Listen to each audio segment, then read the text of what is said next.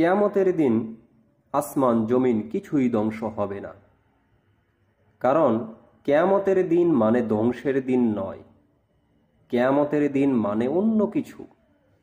ছোট থেকে বড়, মুসলিম অমুসলিম, আস্তিক নাস্তিক, যাকেই জিজ্ঞেস করবেন কিয়ামতের দিন মানে কি, তারা চোখ বন্ধ করে বলে দেবে কিয়ামতের দিন মানে হলো যা আছে এই বিশ্বজগতে, আসমান জমিন সবকিছু ধ্বংস হয়ে যাওয়ার দিনটিকে কিয়ামতের দিন বলা হয়।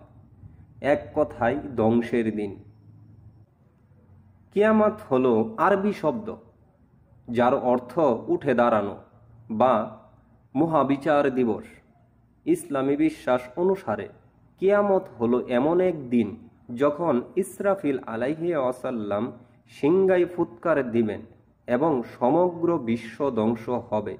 তারপর সব মানুষকে তাদের পার্থিব জীবনের কর্মের জন্য জবাবদিহি করতে হবে।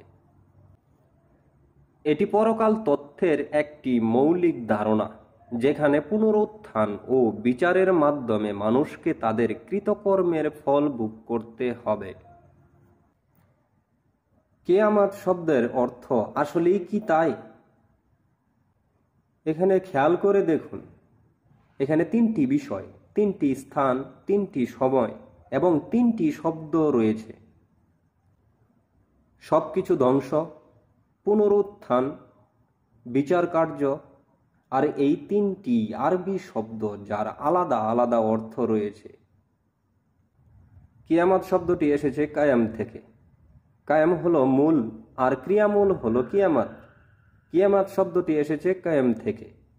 কায়াম শব্দটি পবিত্র কোরআনে সর্বমোট 660 বার ব্যবহার করা হয়েছে, আর কিয়ামত শব্দটি ব্যবহার করা হয়েছে 70 বার। কায়াম শব্দের অর্থ হলো দাঁড়ানো বা প্রতিষ্ঠা করা। কোরআনের বাংলা অনুবাদ যদি পড়তে যান তাহলে দেখবেন অনুবাদকরা কিয়ামত শব্দের অর্থ বাংলাতেও কিয়ামত করেছেন। কিয়ামত শব্দটি কোরআনে 70 বার এসেছে। বিষয়টি যদি এমন হতো যে 5 অথবা 10 জায়গায় এমনটি হয়েছে তবুও ধরে নিতাম, কিন্তু এই 70 জায়গাতেই কিয়ামত শব্দের বাংলা অর্থ করা হয়েছে কিয়ামত, অথচ কিয়ামত শব্দটি আরবি।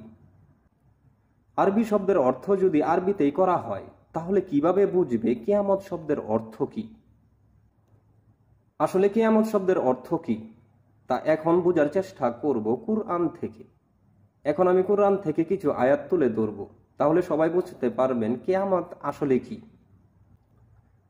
আল্লাহ বলেন, সে প্রশ্ন করে কখন কিয়ামত দিবস আসবে। 75 নম্বর সূরা কিয়ামা, আয়াত 6, অনুবাদ মুজিবুর রহমান। আল্লাহ তিনি ছাড়া কোনো সত্য ইলাহা নেই, অবশ্যই তিনি তোমাদেরকে একত্র করবেন কিয়ামতের দিনে, এতে কোনো সন্দেহ নেই। আর কথাই আল্লাহর চেয়ে অধিক সত্যবাদী কে? 4 নম্বর সূরা নিসা, আয়াত 87, অনুবাদ বায়ান। এই আয়াতে বলা হয়েছে অবশ্যই তিনি তোমাদেরকে একত্রিত করবেন কিয়ামতের দিনে। কিয়ামতের দিনে যদি সবকিছু ধ্বংস হয় তাহলে একত্রিত করবেন কিভাবে? যখন সবকিছু ধ্বংস করা হবে তখন কিছুই অবশিষ্ট থাকবে না। অবশ্য আল্লাহ যা অবশিষ্ট রাখতে চান। আল্লাহ বলেন, তোমাদের আত্মীয় স্বজন ও সন্তান সন্ততি কিয়ামত দিবসে কোনো কাজে আসবে না। আল্লাহ তোমাদের মধ্যে ফয়সালা করে দিবেন, তোমরা যা করো তিনি তা দেখেন। 60 নম্বর সূরা মুমতাহানা, আয়াত 3, অনুবাদ মুজিবুর রহমান। এই আয়াতে বলা হয়েছে কিয়ামতের দিনে তোমাদের আত্মীয় স্বজন সন্তান সন্ততি তোমাদের কোনো কাজে আসবে না, আর আল্লাহ তোমাদের মধ্যে ফয়সালা করে দিবেন, তোমরা যা করো। তুমি কি লক্ষ্য করনি যে আসমানসমূহ ও জমিনে যা কিছু আছে নিশ্চয়ই আল্লাহ তা জানেন? 3 জনের কোনো গোপন পরামর্শ হয় না যাতে চতুর্থ জন হিসেবে আল্লাহ থাকেন না, আর 5 জনেরও হয় না যাতে ষষ্ঠ জন হিসেবে তিনি থাকেন না। আর এর চেয়ে কম হোক কিংবা বেশি হোক তিনি তো তাদের সঙ্গেই আছেন, তারা যেখানেই থাকুক না কেন। তারপর কিয়ামতের দিন তিনি তাদেরকে তাদের কৃতকর্ম সম্পর্কে জানিয়ে দেবেন। নিশ্চয়ই আল্লাহ সব বিষয়ে সমগ্র অবগত। 58 নম্বর সূরা মুজাদাল্লাহ আয়াত 7, অনুবাদ বায়ান। প্রতিটি আয়াত ভালো করে খেয়াল করলে বোঝা যাবে কিয়ামত আসলে কি।